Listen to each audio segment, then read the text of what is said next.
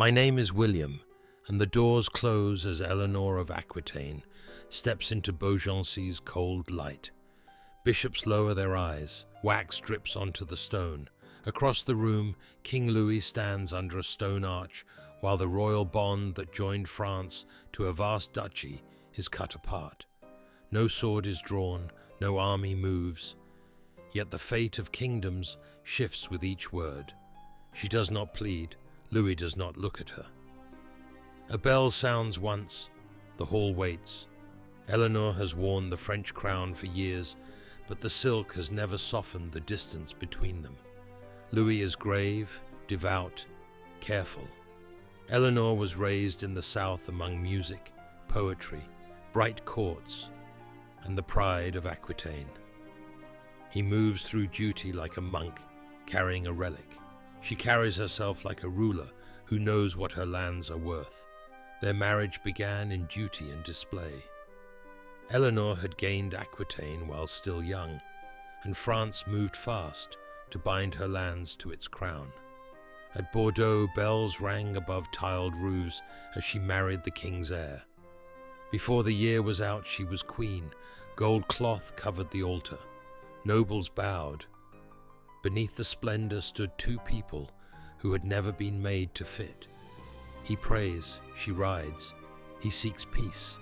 She seeks room to act. At feasts they sit side by side, yet each seems alone. Years passed. 2 daughters were born, but no son came to secure the Capetian line. The lack lay over court like winter damp. Every christening carried hope. Each month without a son made the silence worse. Eleanor remained duchess in her own right, but at the French court her worth was tied to the son she had not born. Then the Crusade carried their marriage far from Paris. Horses struck dust from long roads. Armor burned beneath the eastern sun. Eleanor traveled with her household through packed camps, torn flags, prayer, thirst, and defeat. At Antioch, she found the court of her uncle Raymond, where war plans, blood ties, and royal will met in public. Raymond urged action in the north. Eleanor supported him. Louis refused and pressed toward Jerusalem. Their clash no longer felt private. Voices hardened behind stitched hangings. Servants watched meals pass, almost untouched. When Louis left Antioch, Eleanor went with him. But the gap between them had grown wider than the road. No hand is raised, no vow is broken aloud. Yet both know the bond is now bare. They returned to France carrying no victory and little tenderness. Paris met them with cold rites. Priests chanted, courtiers bowed. Their daughters remained the only heirs of the marriage, and old claims of close blood ties, once ignored, now gave them a way out. At Beaugency, the church gives the break a holy name: close blood ties. The marriage is declared invalid because Eleanor and Louis are too near in blood. Their daughters remain legitimate. Louis keeps them. Eleanor receives Aquitaine again. She does not weep before them. She bows, turns, and walks out with no crown on her head. For one brief hour she is free, but a lone woman with vast lands is prey. Her journey south begins beneath grey skies. Hooves strike the wet road. Guards keep close to the litter. News travels faster than the party. Eleanor is unmarried, Lord of Aquitaine in her own right, and exposed to any ambitious lord who might seize her and call the act a wedding. At Blois, danger waits near the Loire. Men sent by a lord who wants her watch the road, but Eleanor changes course and slips away by water. Dark water runs beneath the boat. Oars dip without rhythm. Torches vanish behind bare trees. No horn sounds, no man calls her name. The boat slips on. Farther south, more men wait on the road ahead. A warning reaches her in time. Again she turns aside. By the time Poitiers rises before her, the split no longer feels like freedom. It feels like a race. In her palace, wax is warmed, men are picked, and horses made ready. Eleanor sends for Henry Plantagenet, Duke of Normandy and Count of Anjou. He is younger, restless, broad-shouldered, and already drawing lands to himself like a storm. He has knelt to the French king as his man. Now the former queen summons him as a husband. The choice is private for one breath. Aquitaine covers much of western France. Henry holds Normandy and Anjou. Joined together, their lands will close around the French crown. Louis has released a wife. He is about to face a new power. Henry rides hard toward Poitiers. There is no grand procession through Paris, no long season of courtship, no long talks before all Europe, only speed. Eleanor has been free for a matter of weeks when she meets him at the cathedral. Henry comes with muddy boots and haste in his face. No one in the nave can miss what this means. The stone interior is cool, even in spring. Their footsteps echo beneath high arches. A few witnesses stand close. Cloth brushes the floor. Hands meet before the altar. The ceremony is modest, almost secretive, but its consequence is immense. Eleanor becomes Henry's wife, and Aquitaine enters his rule. The news strikes Louis like a second parting, this time from his own lands.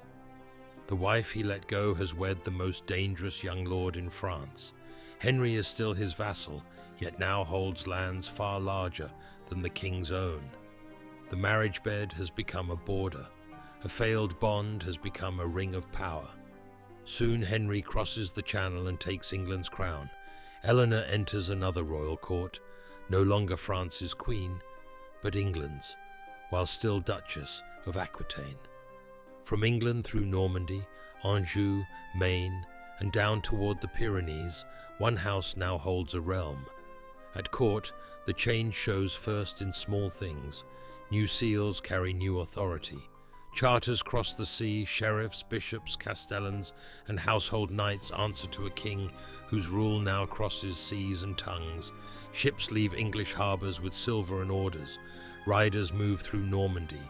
Messengers descend toward Poitiers beneath the same royal command.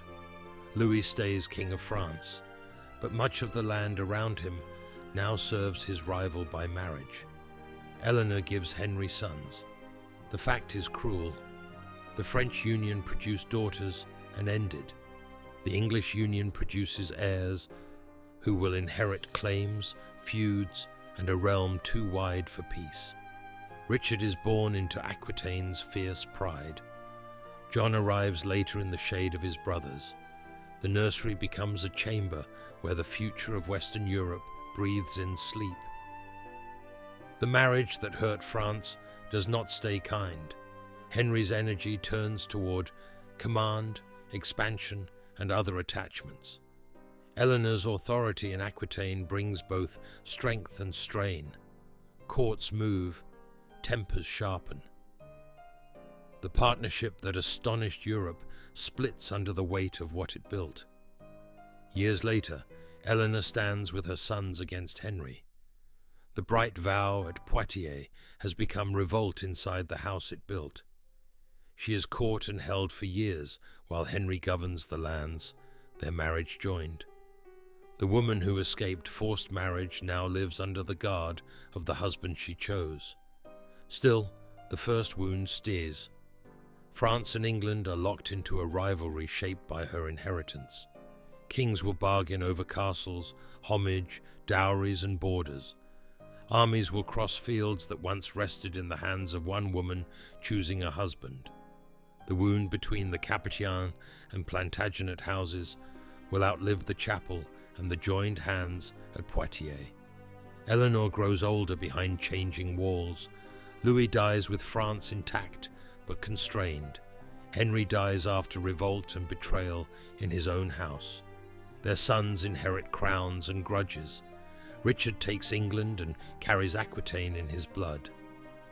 John receives a realm already starting to slip. The last image is the wet road south from Beaugency. A newly freed woman moves through rain, while armed men search for her. Behind her lies a failed marriage. Ahead waits a younger prince, an English crown, captivity, rebellion, and a break that will shape the next age. Eleanor did not ride south as a symbol.